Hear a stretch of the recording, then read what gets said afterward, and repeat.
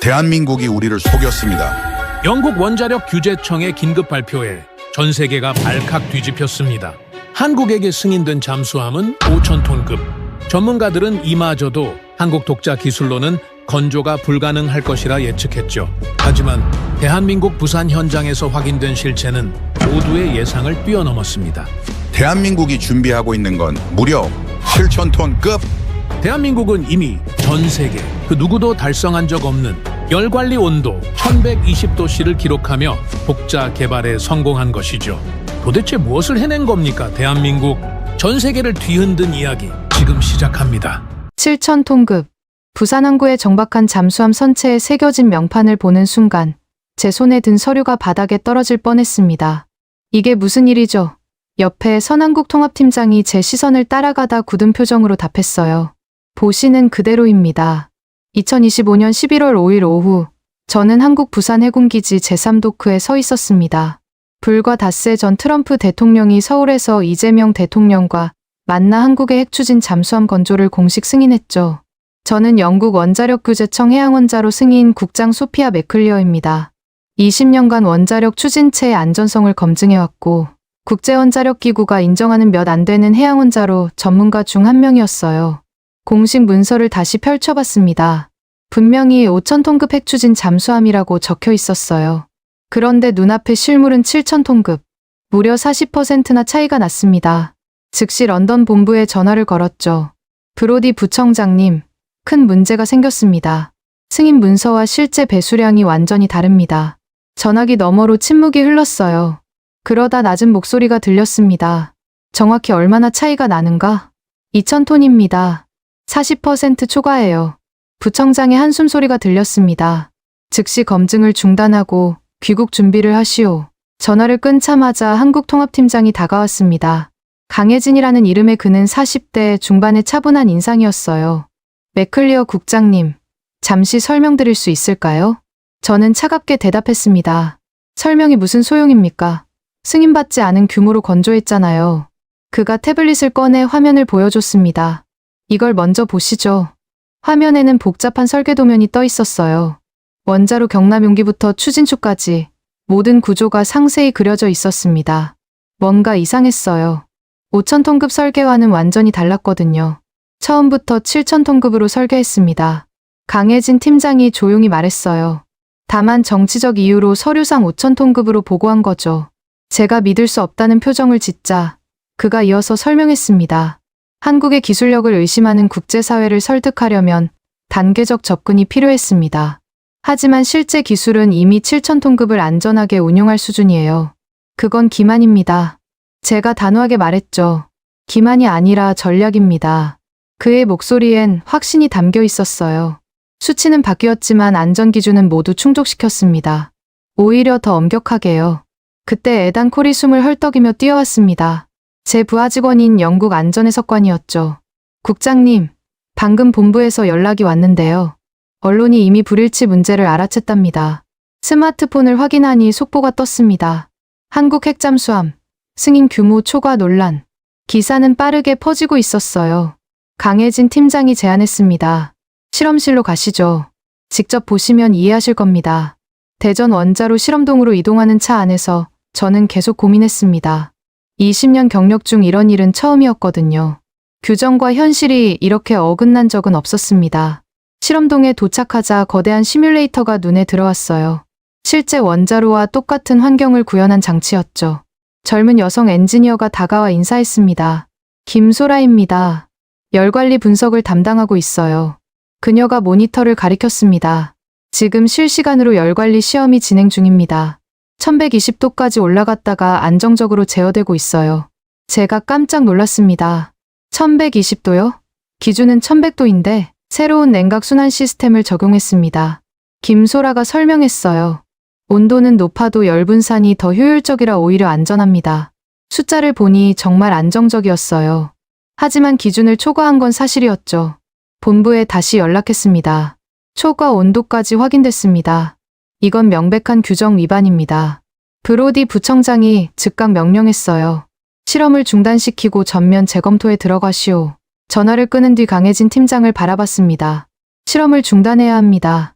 그가 고개를 저었어요. 7일간의 연속 시험입니다. 중단하면 처음부터 다시 해야 해요. 2달이 걸립니다. 그건 제 문제가 아닙니다. 그때 최용진이라는 시뮬레이터 제어팀장이 끼어들었습니다. 국장님, 한 가지만 여쭤봐도 될까요? 규정이 먼저입니까? 아니면 안전이 먼저입니까? 순간 말문이 막혔어요. 물론 안전이 먼저였죠. 하지만 규정은 안전을 담보하기 위해 만들어진 거잖아요. 규정이 안전을 보장합니다. 제가 교과서적으로 답했습니다. 최용진이 모니터를 가리켰어요. 그럼 이 데이터를 보세요. 72시간 연속 무결함 운용입니다. 단 1초의 오차도 없었어요. 이게 불안전합니까? 데이터는 완벽했습니다. 하지만 뭔가 불안했어요. 숫자가 아니라 제 확신이 흔들리고 있었거든요. 강혜진 팀장이 조용히 말했습니다.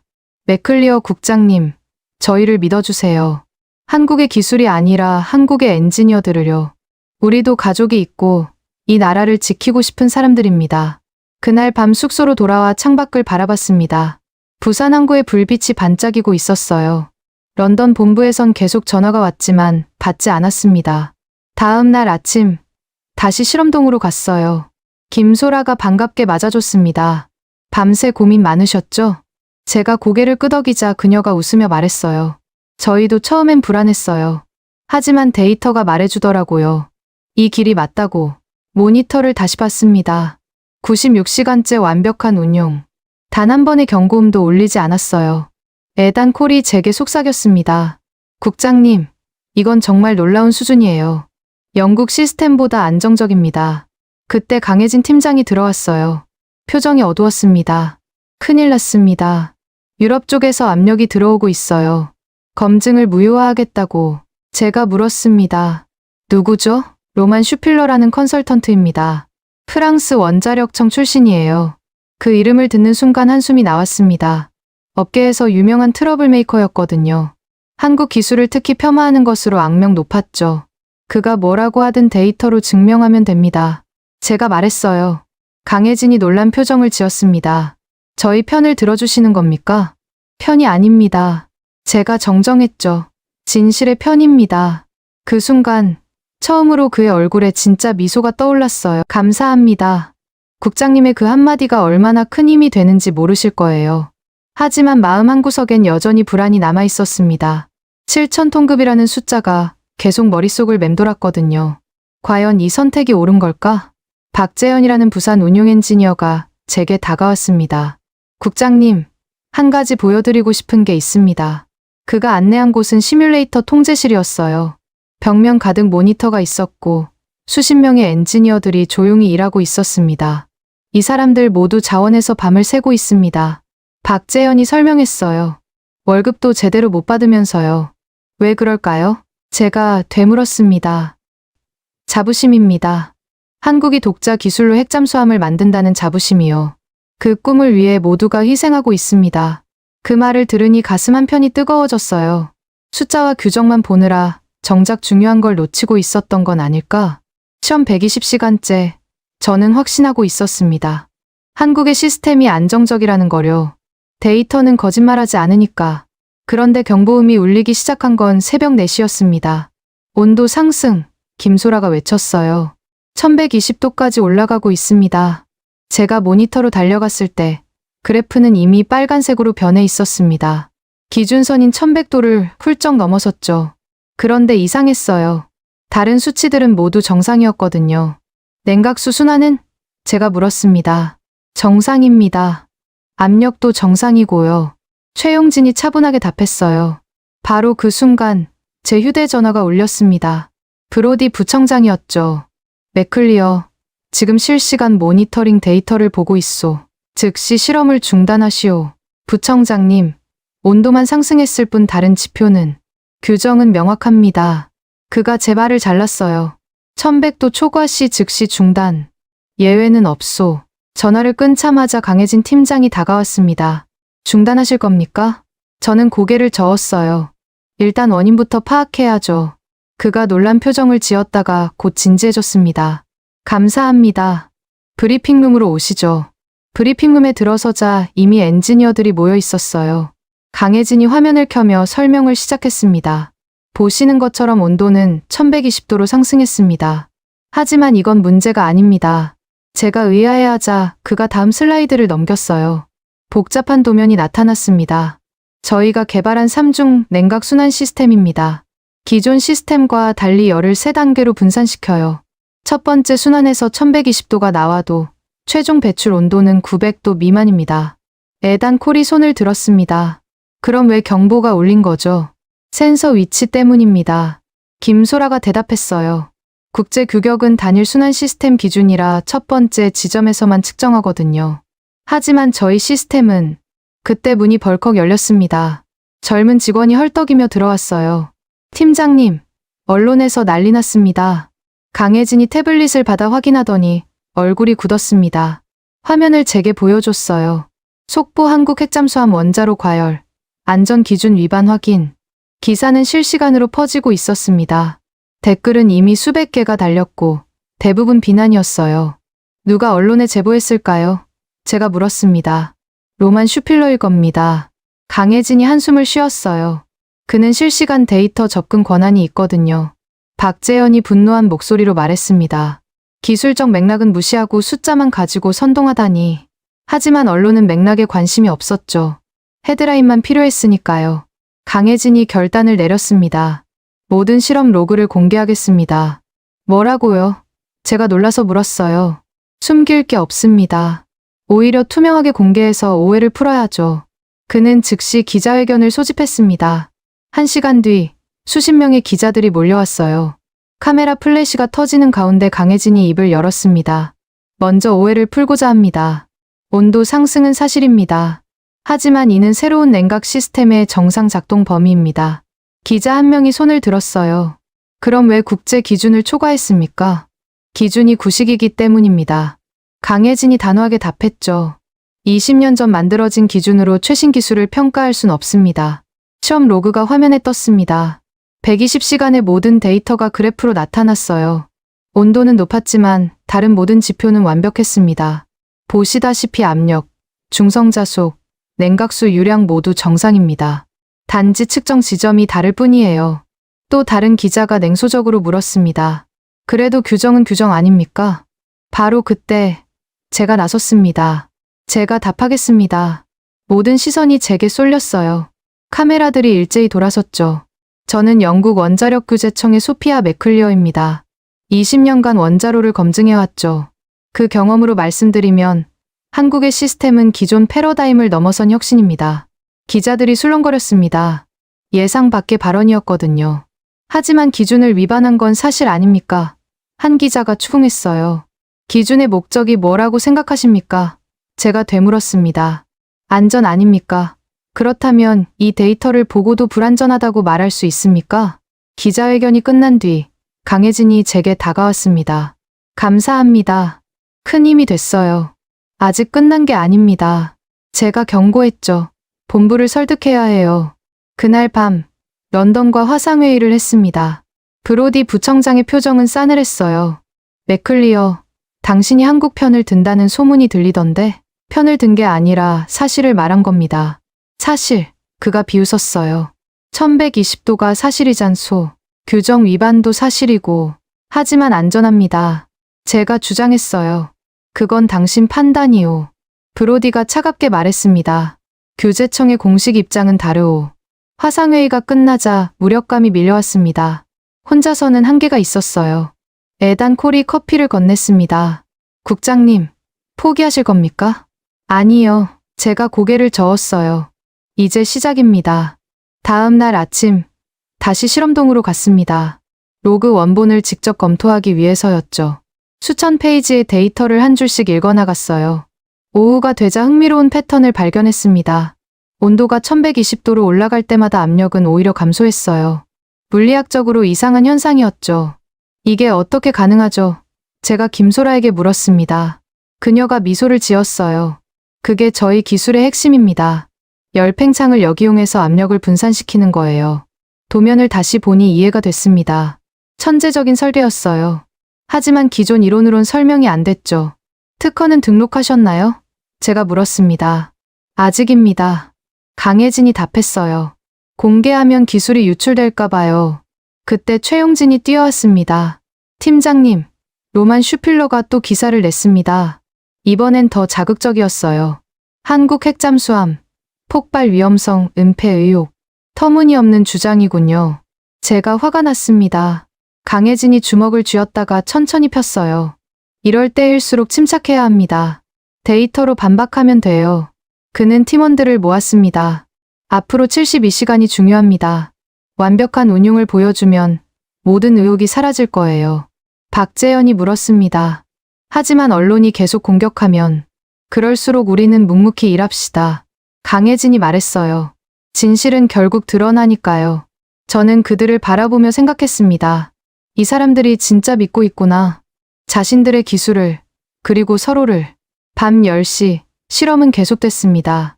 온도는 여전히 1120도를 유지했지만 모든 안전 지표는 녹색이었어요. 김소라가 제게 물었습니다. 국장님은 왜 저희를 도와주시는 거예요? 잠시 고민하다 답했습니다. 숫자 뒤에 숨은 진실이 보이기 시작했거든요. 진실이요? 숫자는 해석하기 나름입니다. 중요한 건 그 해석이 올바른가 하는 거죠. 강혜진이 다가왔습니다. 맥클리어 국장님, 한 가지 부탁이 있습니다. 말씀하세요. 끝까지 지켜봐 주세요. 저희가 옳다는 걸 증명할 때까지. 그의 눈빛은 간절했습니다. 저는 고개를 끄덕였어요. 약속하죠. 하지만 조건이 있습니다. 뭔가요? 거짓은 없어야 합니다. 단 하나라도 숨기면 전 즉시 철수할 거예요. 당연합니다. 강혜진이 확고하게 답했어요. 숨길 게 없으니까요. 그때 에단 콜이 속삭였습니다.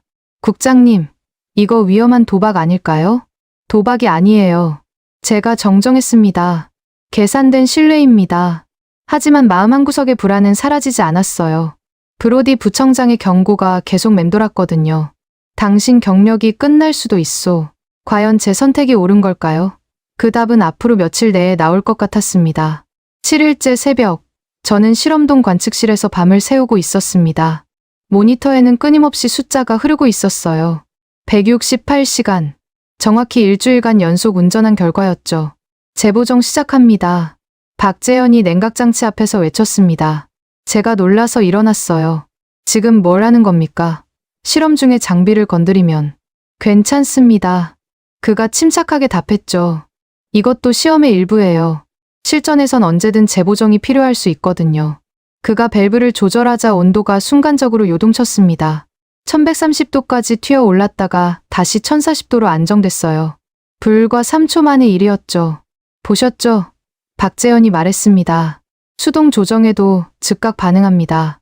이게 저희 시스템의 강점이에요. 에단 콜이 자신의 노트북을 들고 다가왔습니다.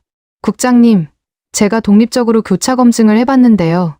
화면에는 복잡한 그래프가 떠 있었어요. 영국 규제청의 분석 프로그램으로 돌린 결과였죠.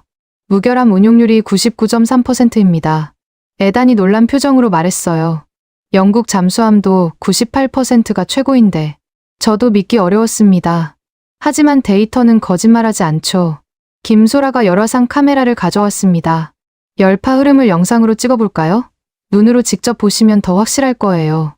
화면의 붉은색과 파란색이 물결치듯 흘렀습니다. 열이 세 갈래로 나뉘어 분산되는 모습이 선명했어요. 마치 강물이 삼각줄을 만나 갈라지듯이. 아름답네요. 제가 무심코 말했습니다. 강혜진이 미소를 지었어요. 과학과 예술의 경계는 생각보다 가깝죠. 바로 그때 제 휴대전화가 울렸습니다. 브로디 부청장이었어요. 맥클리어, 지금부터 실험실에 원격 카메라를 설치할 거요. 런던에서 직접 감시하겠소. 그건 한국 측 동의가 이미 외교 채널로 합의했소. 그가 제 말을 잘랐어요. 1시간 후 기술진이 도착할 거요. 전화를 끈 차 강혜진의 표정이 굳었습니다. 원격 감시라. 저희를 믿지 못하시는군요. 저도 맡고 싶지만 권한이 없어요. 제가 사과했습니다. 괜찮습니다. 그가 쓴웃음을 지었어요. 오히려 좋아요. 모든 걸 투명하게 보여드릴 수 있으니까. 1시간 후 영국 기술진이 도착했습니다. 구석구석에 카메라를 설치하더니 실시간 스트리밍을 시작했어요. 이제 런던에서도 모든 걸 지켜볼 수 있게 됐죠. 최용진이 불만스럽게 중얼거렸습니다. 감시받으며 일하다니. 범죄자도 아니고. 참으세요. 강혜진이 타일렀어요. 이것도 과정입니다. 실험은 계속됐습니다. 데이터는 안정적으로 축적되고 있었어요. 평균 온도는 1040도로 일정했고 압력 변동은 1% 미만이었죠. 사흘째 되는 날, 저는 이상한 점을 발견했습니다. 매일 정확히 오후 3시에 온도가 5도씩 떨어졌다가 회복되는 거였어요. 이건 뭐죠? 제가 김소라에게 물었습니다. 그녀가 당황한 표정을 지었어요. 저도 처음 보는 현상인데 박재현이 달려와 확인하더니 웃음을 터뜨렸습니다. 아, 이거요? 교대 시간이에요. 교대요? 오후 3시에 운전원이 바뀌거든요. 새 담당자가 습관적으로 밸브를 살짝 조정하는데 그게 데이터에 나타난 거예요. 사람의 습관까지 데이터에 잡히다니. 그만큼 민감한 시스템이란 뜻이었죠. 이것도 기록해야 합니다. 제가 노트에 적었어요. 결함이 아니라 일관성의 증거니까요. 나흘째, 런던에서 연락이 왔습니다. 브로디가 아니라 더 높은 사람이었어요. 청장이 직접 전화한 거였죠. 맥클리어 국장, 상황이 어떻소? 안정적입니다. 데이터상 문제는 없어요. 하지만 기준은 여전히 초과 상태 아니오? 네, 하지만. 충분하오. 청장이 말을 끊었어요. 7일 후 최종 판단하겠소. 그때까지 이상이 없다면 조건부 승인을 검토하지. 조건부 승인. 완전한 인정은 아니지만 그래도 희망이었어요. 강혜진에게 이 소식을 전하자 그가 깊은 한숨을 쉬었습니다. 조건부라. 아쉽지만 감사합니다. 닷새째 예상치 못한 방문객이 왔습니다. 로만 슈필러였어요. 프랑스 억양이 섞인 영어로 비아냥거렸죠. This is the famous Keorin reactor. 그래서 이게 그 유명한 한국 원자로인가요? 한국어로 하시죠. 강혜진이 차갑게 말했습니다. 여긴 한국이니까요. 로만이 어색한 한국어로 다시 말했어요. 데이터 조작은 없습니까?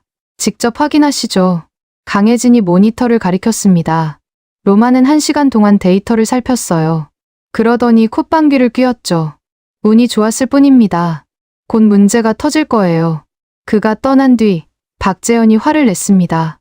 저 인간이 뭔데 저래요? 신경 쓰지 마세요. 제가 말했어요. 데이터가 우리 편이니까요. 엿새째 밤, 저는 혼자 관측실에 남아 있었습니다. 143시간째 무결함 운전. 거의 기적에 가까운 수치였어요. 문득 노트북을 열어 개인 메모를 작성했습니다. 248번째 검증. 한국팀의 시스템은 기존 이론을 뛰어넘는다. 온도는 높지만 안정성은 오히려 뛰어나다. 이건 결함이 아니라 혁신이다. 문제는 이걸 어떻게 본부에 설명하느냐는 것.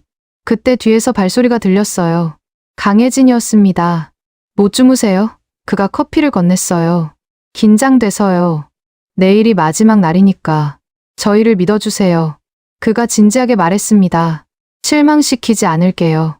1회째 아침, 모두가 긴장한 표정으로 모였습니다. 168시간, 정확히 일주일이었죠. 최종 데이터가 화면에 떴습니다. 무결함 운용률 99.3%, 평균 온도 1040도, 압력 변동률 0.8%, 완벽합니다. 에단 콜이 감탄했어요. 이론적으로도 실제로도. 김소라가 환호했습니다. 해냈어요. 우리가 해냈어요. 하지만 저는 아직 안심할 수 없었어요. 런던의 최종 판단이 남아 있었으니까. 강혜진이 제 어깨에 손을 얹었습니다. 국장님 덕분입니다. 끝까지 지켜봐 주셔서. 아직 끝이 아니에요. 제가 정정했어요. 이제 시작이죠. 그날 오후 런던과 화상회의를 했습니다. 청장과 부청장, 그리고 여러 임원들이 화면에 나타났어요. 보고하시오, 맥클리어 국장. 저는 심호흡을 하고 말했습니다. 7일간의 연속 운전 결과 한국의 시스템은 안정적임을 확인했습니다. 비록 온도는 기준을 초과했지만 이는 새로운 냉각 방식 때문이며 안전성엔 문제가 없습니다.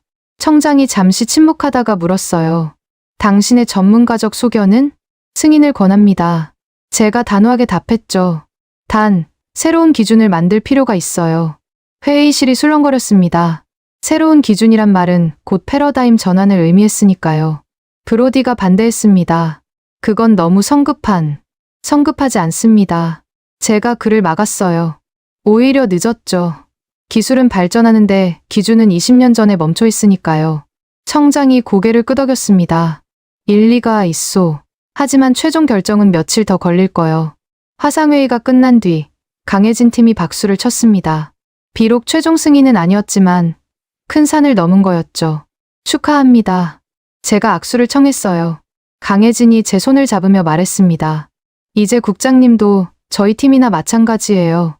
그 순간 뭔가 따뜻한 게 가슴에 퍼졌습니다. 숫자와 규정만 보던 제가 사람을 보기 시작한 거였어요. 하지만 다음날 아침 충격적인 소식이 날아들었습니다. 누군가 결함 로그를 언론에 유출한 거였어요. 그것도 조작된 버전으로. 평온했던 일주일이 한순간에 폭풍 속으로 빠져들었습니다.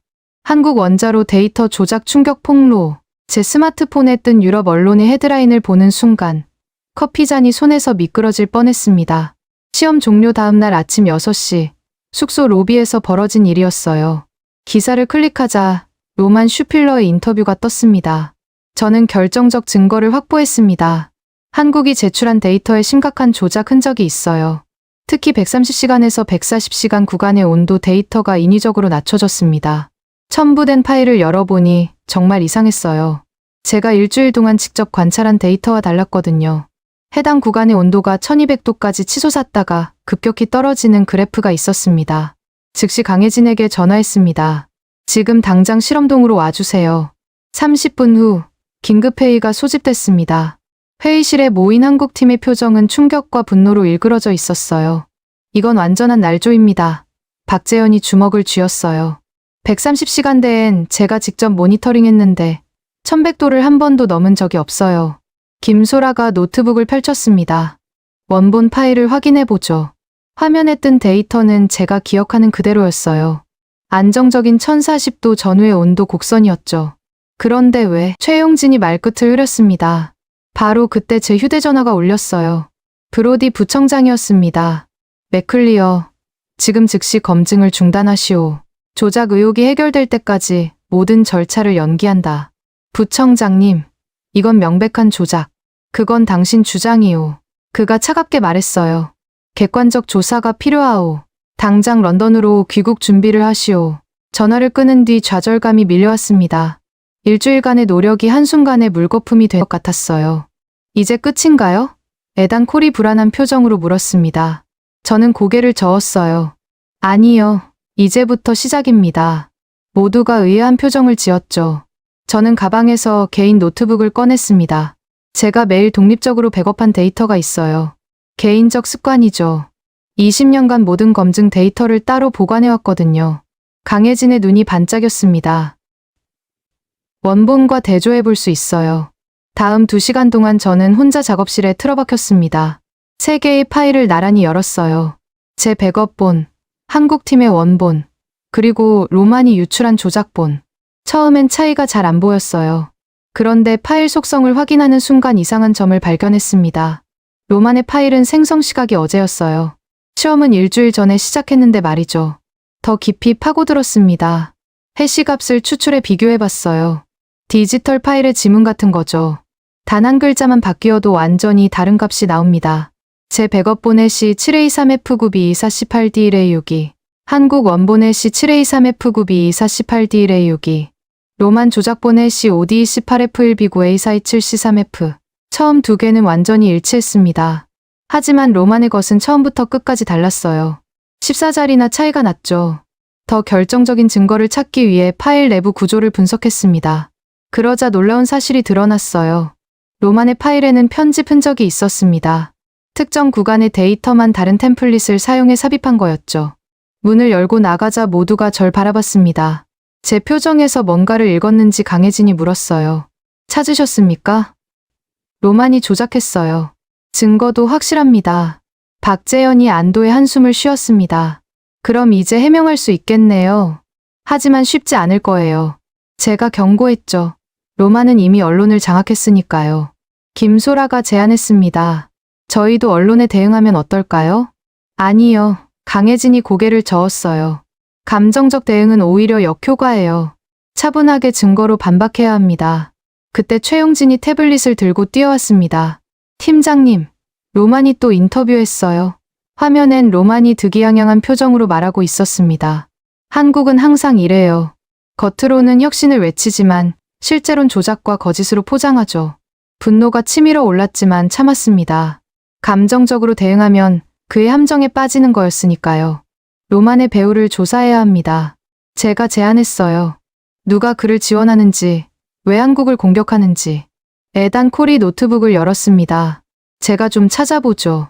유럽 쪽에 아는 사람들이 있거든요. 1시간 후 에단이 흥미로운 정보를 가져왔어요. 로만은 프랑스 원자력 기업의 컨설턴트예요. 그런데 그 기업이 최근 아시아 시장 진출을 준비 중이랍니다. 그래서 한국을 견제하는 거군요. 강혜진이 이해한 표정을 지었어요. 저는 다시 데이터 분석에 몰두했습니다. 로만이 조작한 부분을 더 자세히 살펴봤어요. 그러다 결정적 실수를 발견했습니다. 이것 보세요. 제가 화면을 가리켰어요. 로만이 삽입한 데이터에 물리적으로 불가능한 수치가 있어요. 뭐가 불가능한데요? 김소라가 물었습니다. 온도가 1200도로 올라갔다가 1초 만에 1000도로 떨어졌대요. 이건 물리 법칙상 불가능합니다. 열관성 때문에 최소 30초는 걸려야 해요. 강혜진이 미소를 지었습니다. 그의 무지가 드러났군요. 저는 보고서 작성을 시작했어요. 해시값 비교, 편집 흔적, 물리적 불가능성까지 모든 증거를 정리했죠. 10페이지 분량의 상세한 분석이었습니다. 이걸 본부에 보내겠습니다. 제가 선언했어요. 에단이 걱정스럽게 물었습니다. 브로디 부청장이 받아들일까요? 안 받아들이면 언론에 공개할 겁니다.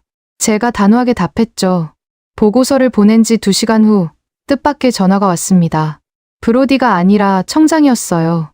맥클리어 국장, 보고서 잘 봤소. 확실한 증거요? 제 경력을 걸고 보장합니다. 잠시 침묵이 흐른 뒤 청장이 말했어요. 내일 국제 공동 브리핑을 열겠소. 거기서 진실을 밝히시오. 전화를 끈 차 안도감이 밀려왔습니다. 드디어 반격할 기회가 생긴 거였어요. 강혜진이 제 어깨를 두드렸습니다. 감사합니다. 정말 큰 용기를 내주셨어요. 용기가 아니에요. 제가 정정했어요. 의무죠. 진실을 지키는 건 제 직업이니까요. 그날 밤, 저는 브리핑 준비를 했습니다. 파워포인트를 만들고 시나리오를 짰죠. 모든 질문에 대비한 답변도 준비했습니다. 새벽 2시쯤 강혜진이 커피를 들고 왔어요. 못 주무시네요. 내일이 중요하니까요. 제가 답했습니다. 그가 잠시 망설이다 물었어요. 국장님은 왜 저희를 믿어주시는 거예요? 처음엔 의심하셨잖아요. 잠시 생각한 뒤 답했습니다. 데이터가 말해줬어요. 그리고 여러분의 진정성도요. 진정성이요? 일주일 동안 지켜봤잖아요. 거짓말하는 사람들의 눈빛이 아니었어요. 강혜진이 미소를 지었습니다. 저희도 국장님 같은 분이 계셔서 힘이 났어요. 그때 김소라가 뛰어들어왔어요. 큰일 났어요. 로만이 내일 브리핑에 참석한대요. 예상했던 일입니다. 제가 침착하게 말했죠. 오히려 잘 됐어요. 직접 대면해서 진실을 밝힐 수 있으니까. 박재현이 걱정스럽게 물었습니다. 그가 또 다른 조작을 준비했으면 어쩌죠? 그럴수록 더 많은 실수를 할 거예요. 제가 확신했습니다. 거짓은 거짓을 낳고 결국 스스로 무너지니까요. 최용진이 결의에 찬 목소리로 말했습니다. 저희도 돕겠습니다. 필요한 자료는 뭐든지 준비할게요. 한 가지만 부탁할게요. 제가 말했어요. 내일 브리핑장에 모두 참석해주세요. 여러분이 곁에 있다는 게 큰 힘이 될 것 같아요. 당연하죠. 모두가 한 목소리로 답했습니다. 다음 날을 위해 모두 일찍 해산했지만 저는 잠들 수 없었어요. 창밖을 보니 새벽별이 반짝이고 있었습니다. 진실은 별처럼 빛난다. 구름에 가려질 순 있어도 사라지진 않는다. 문득 스승님이 하신 말씀이 떠올랐어요. 내일 그 진실을 세상에 보여줄 차례였습니다. 새벽 4시 마지막으로 해시값을 다시 한번 확인했습니다. 완벽했어요. 로만의 조작을 증명할 확실한 증거였죠. 그때 강혜진에게서 문자가 왔습니다. 국장님, 누가 진실을 지킬 겁니까? 우리가 지킬 겁니다. 함께요. 그 메시지를 읽으며 힘이 났어요. 혼자가 아니었으니까요. 진실을 지키려는 사람들이 함께 있었습니다. 국제 공동 브리핑장에 들어서는 순간 100여 명의 기자들이 일제히 카메라를 들이댔습니다. 한국 핵잠수함의 운명이 결정될 순간이었죠. 정면 단상엔 이미 로만 슈필러가 자리 잡고 있었어요. 그는 제게 조소 섞인 눈인사를 보냈습니다. 옆엔 브로디 부청장도 앉아 있었는데 표정이 굳어 있었어요. 저는 강혜진 팀과 함께 왼쪽 단상에 올랐습니다. 제 노트북엔 어젯밤 준비한 모든 증거가 들어 있었죠. 해시값 비교표, 편집 흔적 분석, 물리적 불가능성 증명까지. 사회자가 마이크를 잡았습니다. 오늘 브리핑은 한국 핵잠수함 데이터 조작 의혹에 대한 양측 입장을 듣는 자리입니다. 먼저 의혹을 제기한 로만 슈필러 컨설턴트부터 발언하겠습니다. 로만이 일어났어요. 화면에 그가 준비한 자료가 떴습니다. 빨간색으로 표시된 그래프가 충격적으로 보였죠. 보시다시피 130시간에서 140시간 구간의 온도가 1200도까지 치솟았습니다. 그가 레이저 포인터로 가리켰어요. 이는 명백한 통제 실패입니다. 그런데 한국은 이를 숨기고 조작된 데이터를 제출했죠. 기자들이 술렁거렸습니다. 몇몇은 바로 기사를 타이핑하기 시작했어요. 로만이 계속했습니다. 한국은 늘 이렇습니다. 기술력이 없으면서 있는 척하고 실패를 성공으로 포장하죠. 이번에도 마찬가지입니다. 한국 기자 한 명이 손을 들었어요. 증거가 있습니까? 당연하죠. 로만이 USB를 흔들었습니다. 여기 원본 데이터가 있습니다. 제가 직접 한국 시스템에서 추출했어요. 거짓말이었습니다. 그는 시스템에 접근한 적이 없었거든요. 하지만 기자들은 그걸 몰랐죠. 이제 제 차례였습니다. 일어서자 모든 시선이 제게 쏠렸어요. 로만 씨의 주장은 완전한 날조입니다. 제가 단호하게 시작했습니다. 지금부터 그 증거를 보여드리겠습니다. 첫 번째 슬라이드를 띄웠어요. 세 개의 해시값이 나란히 나타났습니다. 디지털 파일엔 고유한 지문이 있습니다. 해시값이라고 하죠. 단 한 글자만 바뀌어도 완전히 다른 값이 나옵니다. 두 번째 슬라이드. 제 백업본과 한국 원본의 해시값은 완벽히 일치했지만 로만의 것은 14자리가 달랐어요. 보시다시피 로만 씨의 파일만 다릅니다. 왜일까요? 제가 기자들을 바라봤어요. 조작했기 때문입니다. 로만이 벌떡 일어났습니다. 그건 당신 주장일 뿐이요. 아니요. 과학적 사실입니다. 제가 차분히 답했죠. 더 보여드릴까요? 세 번째 슬라이드엔 파일 속성이 떴어요. 생성 날짜가 선명히 보였습니다. 로만 씨 파일은 어제 만들어졌습니다. 실험은 일주일 전인데 말이죠.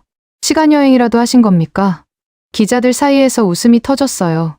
로만의 얼굴이 붉어졌습니다. 네 번째 슬라이드가 결정타였습니다. 편집 흔적을 시각화한 이미지였어요. 파일 내부를 분석하면 편집 흔적이 남습니다. 보시는 것처럼 로만 씨는 특정 구간만 다른 템플릿으로 교체했어요. 마치 편지에서 한 문단만 오려내고 다른 걸 붙인 것처럼요. 이번엔 브로디 부청장도 놀란 표정을 지었습니다. 그도 이 정도 증거는 예상 못했던 모양이에요. 그리고 가장 우스운 건 제가 마지막 슬라이드를 띄웠어요. 물리적으로 불가능한 수치를 넣었다는 겁니다. 화면에 로만의 그래프가 확대됐습니다. 빨간 원으로 특정 부분을 표시했죠. 여기 보세요. 온도가 1200도에서 1초 만에 1000도로 떨어졌대요. 이건 물리학을 모르는 사람이나 할 실수입니다. 열관성의 법칙을 아십니까? 로만 씨, 로만이 말을 더듬었습니다. 그건 최소 30초는 걸립니다. 제가 교육하듯 설명했어요. 대학 물리학 2학년 과정이죠. 기자 한 명이 손을 들었습니다. 그럼 왜 로만 씨가 이런 조작을? 제가 애단 코를 바라봤어요. 그가 고개를 끄덕이고 일어났습니다. 제가 조사한 바로는 애단이 자료를 펼쳤어요. 로만 씨는 프랑스 원자력 기업 아레바의 컨설턴트입니다. 그런데 아레바는 최근 아시아 시장 진출을 준비 중이고 한국을 최대 경쟁자로 보고 있죠. 로만이 다시 벌떡 일어났습니다. 그건 음모론이요. 음모론이 아니라 이해관계입니다. 강혜진이 처음으로 입을 열었어요. 기술 경쟁에서 이기지 못하니 정치적 공격을 한 거죠. 그때 제가 결정적 한마디를 했습니다. 데이터는 거짓말하지 않습니다. 회의장이 순간 조용해졌어요. 저는 천천히 시선을 돌려 모든 기자들과 눈을 맞췄습니다. 일주일간 저는 한국 팀과 함께 했습니다. 매일 새벽부터 밤까지 데이터를 지켜봤죠. 168시간 동안 단 한 번의 이상도 없었습니다. 무결합률 99.3%. 이게 진실입니다. 한국 기자가 로만에게 물었어요. 반박하실 게 있습니까? 로만이 무언가 말하려 했지만 더 이상 할 말이 없었나 봅니다. 그저 입만 벙긋거렸어요. 브로디 부청장이 마침내 입을 열었습니다. 맥클리어 국장의 증거가 설득력이 있군요. 그 순간 저는 강혜진을 봤어요. 그의 눈에 눈물이 맺혀 있었습니다. 일주일간의 고생, 억울함, 그리고 안도감이 뒤섞인 눈물이었겠죠. 기자들이 일제히 손을 들었어요. 질문이 쏟아졌습니다. 영국 규제청의 공식 입장은 뭡니까? 제가 심호흡을 한 뒤 선언했습니다. 영국 원자력 규제청은 한국의 기록이 조작이 아님을 공식 확인합니다. 플래시가 터졌어요. 이 한마디가 내일 모든 신문의 헤드라인이 될 거였죠. 프랑스 기자가 로만에게 물었습니다. 사과하실 겁니까? 로만은 아무 말 없이 자리를 떴어요. 서류를 챙기는 손이 떨리는 게 보였습니다. 그의 뒷모습은 초라했어요. 브리핑이 끝나자 한국 기자들이 몰려왔습니다. 정말 한국 기술을 인정하시는 겁니까? 인정이 아니라 사실을 말한 겁니다. 제가 정정했어요. 한국의 기술은 이미 세계 수준을 넘어섰어요.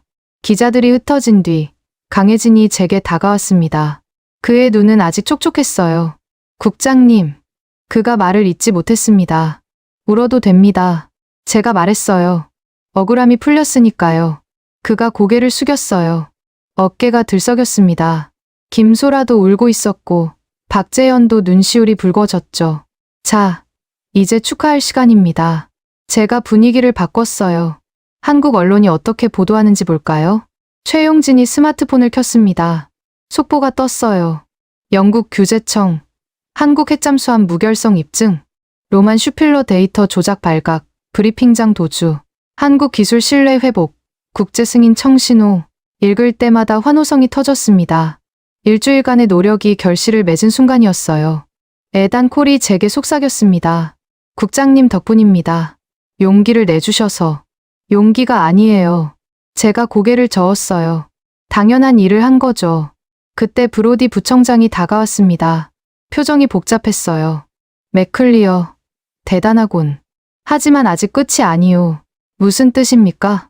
이제 본격적인 승인 절차가 남았소. 7,000톤급을 인정할지 말지.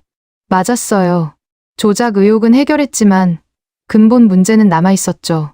공식 서류와 다른 규모를 어떻게 처리할 것인가. 강혜진이 단호하게 말했습니다. 저희는 준비됐습니다. 필요하다면 처음부터 다시 증명하겠어요. 그럴 필요 없을 겁니다. 제가 말했어요. 이미 데이터가 모든 걸 증명했으니까요. 브로디가 한숨을 쉬었습니다. 청장님과 상의해보겠소. 하지만 정치적 부담이. 정치가 아니라 과학입니다. 제가 그의 말을 잘랐어요. 과학엔 정치가 끼어들 자리가 없어요. 그가 어깨를 으쓱하고 떠났습니다. 뭔가 더 할 말이 있는 것 같았지만 결국 입을 다물었죠. 저녁, 한국팀과 함께 조촐한 축하 자리를 가졌습니다. 소주잔을 들며 강혜진이 말했어요. 오늘은 단순히 조작을 막은 날이 아닙니다.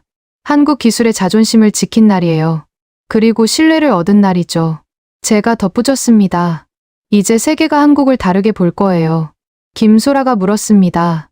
국장님은 언제 영국으로 돌아가세요? 아직 할 일이 남았어요. 제가 미소 지었죠. 최종 승인까지 봐야죠. 박재현이 감격스럽게 말했습니다. 정말 꿈만 같아요. 우리 기술이 인정받다니. 인정이 아니라 증명입니다. 최용진이 정정했어요. 스스로 증명한 거예요. 그날 밤 숙소로 돌아와 창밖을 봤습니다. 서울의 야경이 반짝이고 있었어요. 진실은 결국 승리한다. 오늘 그것을 증명했습니다. 하지만 아직 끝이 아니었어요. 가장 중요한 순간이 남아있었죠. 7,000톤급을 공식 인정받는 것. 그것이 진짜 승리였습니다. 브리핑이 끝난 다음 날 아침, 저는 호텔 비즈니스 센터에서 보고서를 다시 쓰고 있었습니다. 노트북 화면에 떠있는 문구가 계속 눈에 거슬렸어요. 5,000톤급 핵 추진 잠수함 안전성 적합 판정. 이건 거짓이었습니다. 백지를 꺼내 펜으로 새로운 문구를 적었어요. 7,000톤급 원자력 추진 잠수함 운용 적합. 단순하고 명확한 진실이었죠. 바로 그때 에단 콜이 들어왔습니다. 국장님, 지금 뭘 하시는 거예요? 보고서를 수정하고 있어요. 제가 화면을 보여줬습니다. 진실대로 쓰려고요. 에단이 놀란 표정을 지었어요. 하지만 공식 서류는 5,000톤급. 공식 서류가 틀렸으면 바로잡아야죠. 제가 단호하게 말했습니다. 그가 의자에 앉으며 한숨을 쉬었어요. 브로디 부청장이 가만히 있지 않을 거예요. 알아요. 하지만 이게 옳은 일입니다. 2시간에 걸쳐 보고서를 완전히 다시 썼습니다. 모든 수치를 7,000톤급 기준으로 재계산했고 새로운 안전 기준을 제시했어요. 특히 중요한 건 마지막 문단이었습니다. 본 검증관은 한국의 7,000톤급 원자력 추진 잠수함이 모든 안전 요구사항을 충족했음을 확인한다. 비록 초기 승인 문서와 차이가 있으나 실제 성능과 안전성이 우선되어야 한다고 판단한다. 저장 버튼을 누르려는 순간 휴대전화가 울렸어요. 브로디 부청장이었습니다. 맥클리어, 지금 뭘 하고 있는 거요? 보고서를 수정하고 있습니다. 누가 허락했소? 그의 목소리가 차가웠어요. 진실이 허락했습니다. 제가 답했죠. 전화 너머로 거친 숨소리가 들렸어요. 지금 당장 내 사무실로 오시오. 30분 후 저는 서울 주재 영국 대사관 내 임시 사무실에 들어섰습니다. 브로디는 창밖을 보고 서 있었어요. 돌아보지도 않고 말했습니다.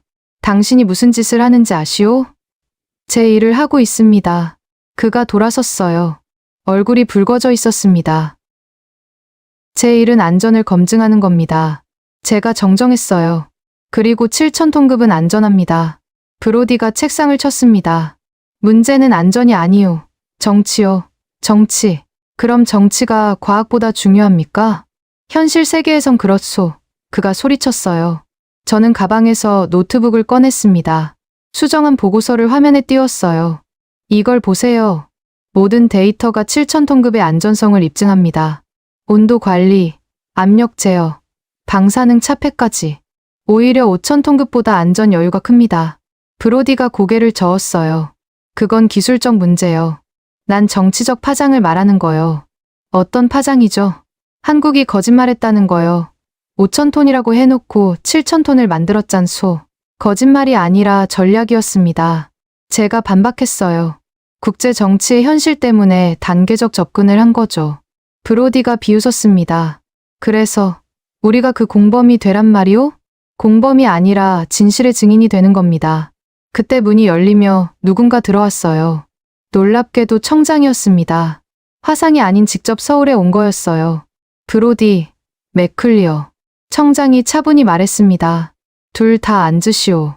우리가 자리에 앉자 청장이 서류 뭉치를 꺼냈어요. 이건 국제원자력기구에서 보낸 비공식 의견서요. 한국의 7천 톤급을 묵인하자는 내용이오. 브로디가 놀랐습니다. IAEA가요? 그들도 알고 있소. 한국의 기술이 진짜라는 걸. 문제는 어떻게 공식화하느냐는 거지. 청장이 제게 시선을 돌렸어요. 맥클리어, 당신이 쓴 새 보고서를 봤소. 인상적이더군. 감사합니다. 하지만 청장이 말을 이었어요.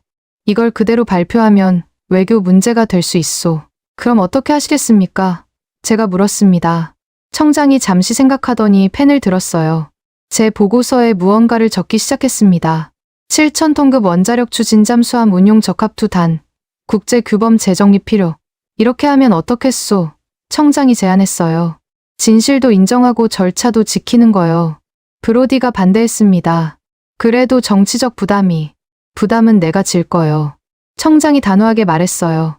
브로디, 당신은 너무 정치만 보고 있소. 가끔은 진실이 정치보다 중요하오. 그 순간 에단 콜이 노크하고 들어왔습니다. 죄송합니다.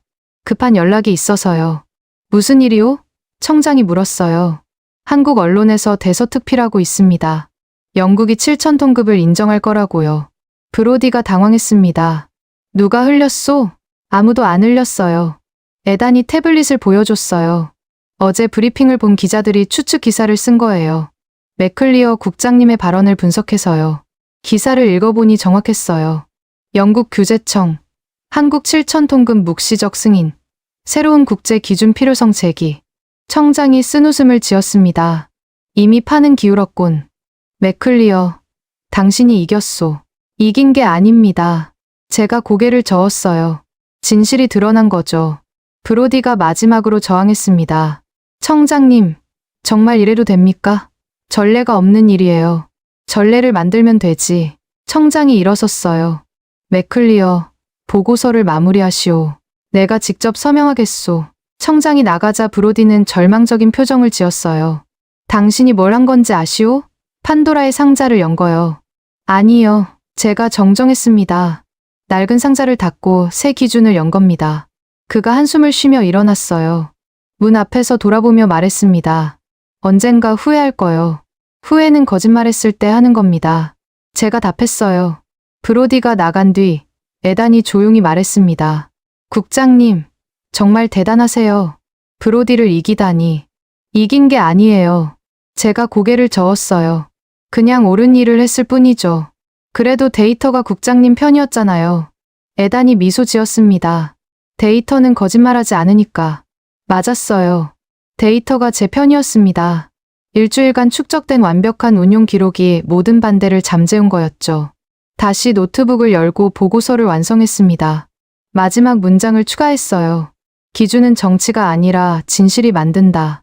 그리고 진실은 한국의 7,000톤급 원자력 추진 잠수함이 안전하다는 것이다. 저장하고 인쇄했습니다. 그리고 맨 아래 서명란에 제 이름을 적었어요. 소피아 맥클리어, 영국 원자력 규제청 해양원자로 승인 국장. 그 옆에 날짜를 적었습니다. 2025년 11월 10일. 그때 강혜진에게서 메시지가 왔어요. 국장님, 들었습니다. 7,000톤급 인정하신다고요. 정말 감사합니다. 답장을 보냈습니다. 감사는 제가 해야죠. 진실을 보여주셔서. 창밖을 보니 서울 하늘이 맑았어요. 구름 한 점 없는 파란 하늘. 진실처럼 투명했습니다. 애단이 커피를 가져왔어요. 이제 어떻게 되는 거죠? 내일 공식 발표가 있을 겁니다. 제가 답했어요. 아마 언론이 난리 나겠죠. 두렵지 않으세요?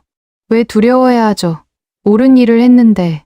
애단이 고개를 끄덕였습니다. 맞아요. 저도 국장님처럼 되고 싶어요. 진실을 지키는 사람. 누구나 될 수 있어요. 제가 말했습니다. 용기만 있다면. 그날 밤 청장으로부터 전화가 왔습니다. 맥클리어, 보고서 잘 봤소. 내일 오전 공식 발표할 거요. 준비됐습니다. 한 가지 물어보겠소. 청장이 잠시 멈췄어요. 왜 그렇게까지 한국을 도왔소? 잠시 생각한 뒤 답했습니다. 도운 게 아닙니다. 그냥 제 일을 했을 뿐이에요. 진실을 지키는 게 제 일이니까요. 청장이 웃었어요. 역시 내가 당신을 임명한 건 옳은 선택이었소. 전화를 끊고 마지막으로 보고서를 다시 읽었습니다. 기준은 정치가 아니라 진실이 만든다. 이 문장이 내일부터 새로운 시대를 열 거였어요. 7,000톤급이 아니라 새로운 기준의 시대를. 밤 11시 최종 문서를 본부 서버에 업로드했습니다. 진실 우선 원칙이라는 제목의 짧은 각서도 함께 첨부했어요. 본인은 어떠한 정치적 압력에도 굴복하지 않고 오직 데이터와 진실에 근거에 판단했음을 선언한다. 서명하고 도장을 찍었습니다. 공식 승인 도장이 문서에 선명하게 찍혔어요. 이제 돌이킬 수 없었습니다. 하지만 후회는 없었어요. 진실은 언제나 옳으니까요. 서명식 당일 아침, 저는 거울 앞에서 넥타이를 다시 맸습니다. 1시간 후면 역사적인 순간이 시작될 터였어요. 손이 미세하게 떨렸습니다. 20년 경력 중 처음 느끼는 떨림이었죠. 애단 콜이 문을 두드렸습니다. 국장님, 차가 기다리고 있어요. 갑니다. 제가 재킷을 집어들었어요. 차 안에서 브로디 부청장의 문자를 받았습니다. 마지막 경고다. 지금이라도 철회할 수 있다. 삭제했습니다. 돌아갈 길은 없었으니까요. 서울 프레스센터 국제회의장에 도착하자 이미 200여 명의 기자들이 대기하고 있었어요. 카메라가 일제히 제게 향했습니다. 플래시가 터지는 속에서 단상으로 걸어갔죠. 정면 테이블엔 서류가 준비되어 있었습니다. 대한민국 7,000톤급 원자력 추진 잠수함 운용 적합 인증서. 문서 등록 번호는 한투 7020이었어요. 강혜진이 이미 와 있었습니다. 정장 차림이 어색해 보였지만 눈빛은 그 어느 때보다 진지했어요. 김소라, 박재현, 최용진도 뒷줄에 앉아 있었습니다. 모두 긴장한 표정이었죠. 청장이 마이크를 잡았습니다. 오늘은 역사적인 날입니다. 새로운 국제 기준을 선언하는 날이죠. 기자들이 술렁거렸어요. 새로운 기준이란 말이 예상 밖이었나 봅니다. 발언권을 소피아 맥클리어 국장에게 드리겠습니다. 제가 일어섰습니다. 마이크 앞에 서는 순간 수많은 시선이 느껴졌어요. 심호흡을 한 번 한 뒤 입을 열었습니다. 이번 기준서는 국제 공동검증의 새 상한입니다. 회장이 조용해졌어요. 모두가 다음 말을 기다렸죠. 기존 규범은 20년 전 기술을 기준으로 만들어졌습니다.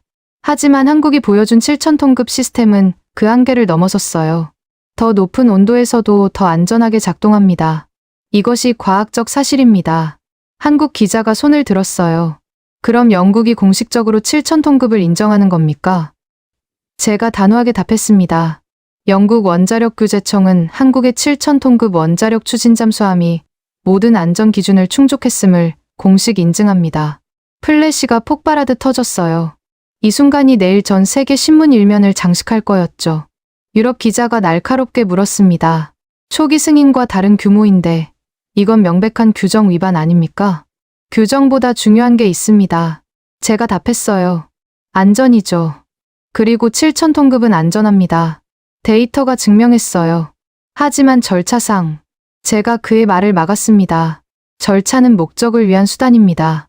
목적은 안전이고 그 목적이 달성됐다면 수단은 개선될 수 있어요. 미국 기자가 물었습니다. 이게 선례가 되면 다른 나라들도 규정을 무시할 텐데요. 무시가 아니라 발전입니다. 제가 정정했어요. 과학은 진보하고 기준도 함께 진보해야 합니다. 그때 브로디 부청장이 일어났습니다. 잠깐, 이건 아직. 청장이 그를 제지했어요. 브로디, 앉으시오. 브로디가 주저앉았습니다. 얼굴이 붉어져 있었어요. 제가 서명펜을 들었습니다. 만년필의 무게가 1000kg처럼 느껴졌어요. 서명하려는 순간 갑자기 과거가 떠올랐습니다. 10년 전 스코틀랜드 앞바다 원자력 잠수함 사고 현장 동료 의원이 방사능 누출을 막으려다 희생됐던 그날 그가 마지막으로 했던 말이 생각났어요. 소피야, 숫자만 믿지 마. 때론 사람을 믿어야 해. 그때는 이해하지 못했습니다. 하지만 지금은 알 것 같았어요. 한국 팀과 보낸 일주일이 그 의미를 가르쳐 줬으니까요. 펜을 종이에 댔습니다. 소피아 맥클리어라고 또박또박 서명했어요. 날짜를 적었습니다. 2025년 11월 10일. 서명이 끝나자 강혜진이 다가왔습니다. 그래도 서명했어요. 두 서명이 나란히 놓이자 문서가 완성됐습니다. 강혜진이 손을 내밀었어요. 악수를 하는 순간 그가 조용히 말했습니다. 이제 사람이 기준이군요. 그 한마디에 가슴이 뜨거워졌습니다. 맞았어요. 오늘 우리가 만든 건 단순한 기술 기준이 아니었어요. 사람에 대한 신뢰, 그것이 새로운 기준이 된 거였죠. 박수가 터졌습니다. 처음엔 한두 명이었는데 곧 전체로 퍼졌어요. 한국 기자들이 일어서서 박수를 쳤고 다른 나라 기자들도 따라 일어났습니다. 김소라가 눈물을 흘리고 있었어요. 박재현은 주먹을 불끈 쥐었고 최용진은 하늘을 보며 깊은 숨을 쉬었죠. 일본 기자가 물었습니다. 맥클리어 국장님, 개인적으로 어떤 기분이십니까? 잠시 생각했어요. 어떤 기분이냐고. 복잡했습니다. 안도감, 자부심, 그리고 약간의 슬픔까지. 완벽보다 신뢰를 택한 기분입니다. 제가 답했어요. 무슨 의미인가요? 완벽한 규정을 지키는 것보다 불완전하더라도 사람을 신뢰하는 게 더 중요하다는 뜻입니다. 청장이 마이크를 잡았습니다. 오늘부로 영국 원자력규제청은 새로운 평가 기준을 도입합니다. 고정된 수치가 아닌 실제 성능과 안전성을 중심으로 한 동적 기준입니다. 이건 예상치 못한 발표였어요. 청장이 이렇게까지 할 줄은 몰랐거든요. 프랑스 기자가 물었습니다. 그럼 로만 슈필러 같은 반대는 어떻게 하실 겁니까? 반대는 늘 있습니다. 청장이 답했어요. 하지만 진실은 하나죠. 데이터가 말해주니까요. 브로디가 다시 일어나려 했지만 이번엔 스스로 주저앉았어요. 이미 대세가 기운 걸 알았나 봅니다. 강혜진이 마이크를 잡았습니다. 한 말씀 드려도 될까요? 사회자가 고개를 끄덕였어요. 저희는 단순히 잠수함을 만든 게 아닙니다. 강혜진이 시작했어요. 신뢰를 만들었어요. 한국을 믿어주신 맥클리어 국장님께 감사드립니다. 그리고 그가 잠시 말을 멈췄어요. 감정을 추스르는 것 같았습니다. 앞으로 이 신뢰를 지키겠습니다. 단 한 번의 실수도 없도록, 단 한 번의 사고도 없도록 완벽하게 운용하겠습니다. 또다시 박수가 터졌어요. 이번엔 더 크고 길었습니다. 한국 기자가 흥분해서 물었습니다. 이제 한국이 원자력 잠수함 보유국이 되는 건가요? 기술적으로는 이미 보유국입니다. 제가 답했어요. 오늘은 그걸 공식 인정한 날이고요. 러시아 기자가 물었습니다. 다른 나라들도 이 기준을 따를까요? 따르지 않을 이유가 없습니다. 청장이 답했어요. 더 안전하고 효율적인 기준이니까요. 서명식이 끝나갈 무렵 제가 마지막 발언을 했습니다. 오늘 우리는 역사를 썼습니다. 하지만 이건 끝이 아니라 시작이에요. 새로운 기준, 새로운 신뢰, 새로운 시대의 시작입니다. 일어서려는데 강혜진이 작은 상자를 건넸어요. 이건 뭐죠? 감사의 표시입니다. 열어보세요. 상자를 열자 작은 배지가 들어있었어요. 태극 문양 위에 원자 기호가 새겨진 특별 제작